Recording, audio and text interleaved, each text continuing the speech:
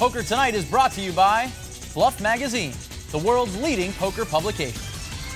Welcome back to Poker2Nite. I'm Scott Huff, and alongside me is poker pro Joe Sebok.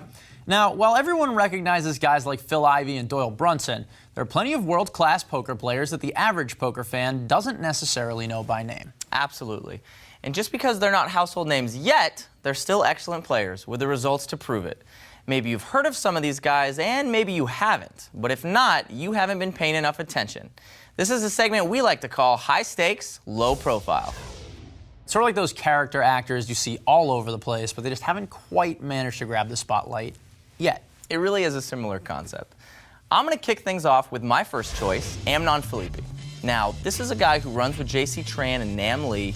He's a Brooklyn native, big cash game guy, and probably more people should know who he is. Yeah, I mean, you said a big cash game player, but he's managed to transition into tournaments. He shares information with some of the biggest and best minds in poker, and it's paid off. $2.6 million in lifetime tournament earnings, top 100 all-time on the WPT money list. He's got 4 WPT final tables. The problem here is it's always a bridesmaid, never a bride for Amnon. He's been so close so many times, but hasn't been able to break through. Right, and I think once he does get that one big win, though, he is going to be there. All right, up next, we're going to go with Justin Young. All right, well, here's a guy who hasn't been on the tournament scene all that long. He's already amassed $1.8 million in lifetime tournament winnings. We saw him in action a few weeks ago against Chino Reams. He's obviously got a lot of heart, but only a second-place finish there, so perhaps big things to come for him. A sneaky good player, Justin Young. He's a North Carolina native. Has, again, another guy with a brain trust. Basebaldy, some of these other players, that he really feeds off of. And that's not even to mention his 8th place finish at the WPT World Championship. So you guys are going to hear a lot more from Justin Young in the coming years. All right, moving on, we're going to go to Scott Clements. Someone explain to me why more people don't know who Scott Clements is. $3.85 million in tournament winnings. He's won tournaments. He's all over the place. I don't know why everyone and their mother doesn't know who this is who follows poker. I hope we're not just being jerks here, though. I mean, it feels like everyone should know him. He's got 2 WPT wins, 2 bracelets already. If you haven't heard of Scott Clements, you're just not following poker closely enough. And I don't know, maybe this comes down to a personality thing. I mean, there are guys with far less wins than he does who get far more coverage. Maybe he's just not quite brash enough at the table. Not that we're suggesting that, Scott, but that could have something to do with it.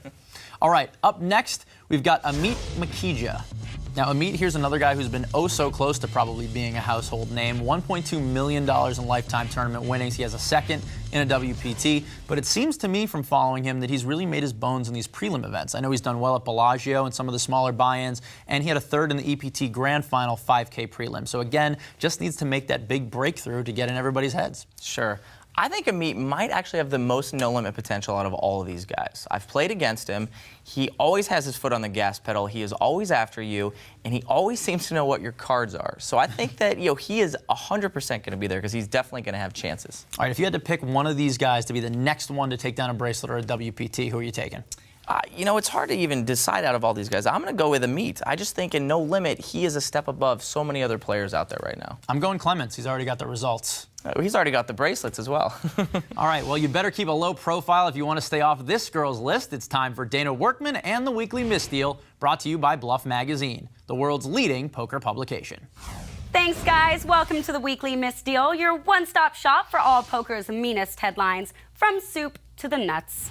2008 Playboy Playmate of the Year Jade Nicole was spotted playing in this year's Caribbean Adventure, and she just so happened to be seated at the same table as world champ Joe Cata, whose lucky streak apparently continues.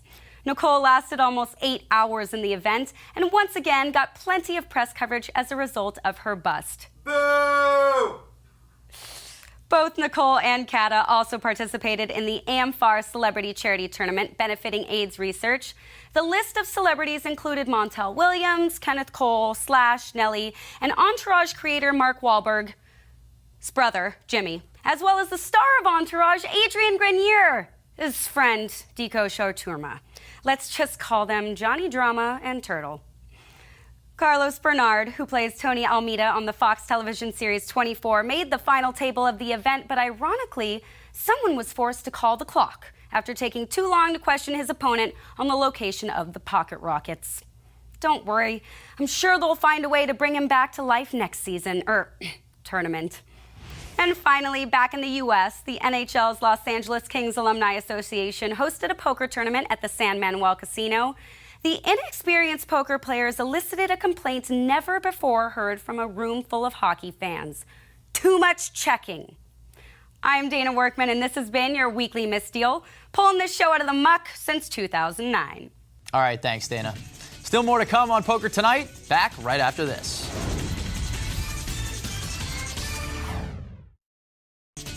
Poker Tonight has been brought to you by UB.net.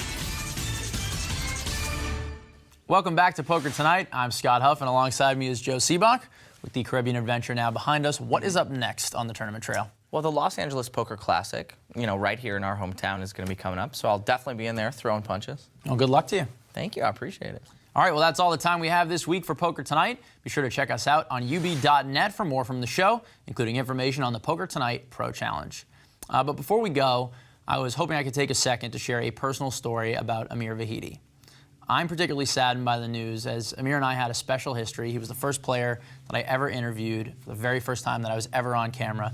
It was at the 2005 World Series of Poker. I was working as a tournament reporter and was naturally terrified of professional poker players. They were celebrities in my eyes, and they were just scary looking. And then there's this one guy, Amir Vahidi, who was just so warm, so friendly, always smiling, win or lose. And he was the first person that I ever really had the guts to approach. And to this day, it's still one of my favorite interviews that I've ever done. And I just wanted to say that to everyone out there whose lives Amir touched, to his family, and the people right here in our poker community who are really a family as well, our thoughts are with you. And to Amir, you're already missed. Let's take a look. And you have a reputation as being one of the friendliest players out there. I know all the media thinks you're a great guy. So the question is, how do you think that affects your table image, being a nice guy? Do you think people sometimes take advantage of that, or do they know not to tread pretty lightly, even though you have a smile on your face? Well, I mean, I think that will affect the table, that they know after all it's a game, enjoy yourself. This is my job, right? While I'm doing it, I'm having fun while I'm doing it. And that's my personality. There is nothing to make up that kind of personality. That's who I am. I enjoy people. I enjoy talking to people.